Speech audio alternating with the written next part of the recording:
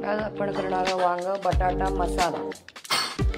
त्याला लागणारा मसाला खोबरा, कांदा, 7 मिरच्या, लसूण, चिंच व कुठलाही गरम मसाला आपण घेऊ शकतो। आणि वांगी व बटाटे आपण चिरून हे पाण्यात घालायचे अगोदर। आपण मसाला भाजण्यासाठी सुक्या मिरच्या,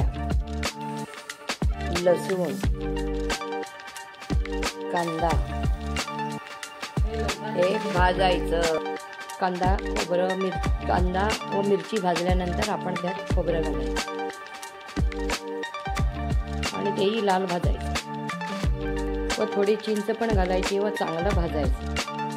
थोडा आपण त्यात गरम मसाला घालायचा व ते पण चांगला परतून घ्यायचं। थोडीशी चवीला साखर किंवा गूळ घालायचं आणि मीठ।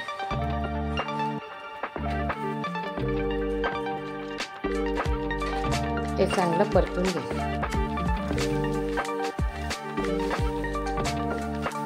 वांगी व बटाटा आपण शिजायला घालायचं, थोडं पाणी घालायचं आणि ते शिजवायला घालायचं। हा भाजलेला मसाला आपण मिक्सरमधून वाटून घ्यायचा। वाटलेला मसाला ह्यात घालायचं व चांगलं मिक्स करायचं आणि तेल बिल वगैरे काही घालायचं नाही।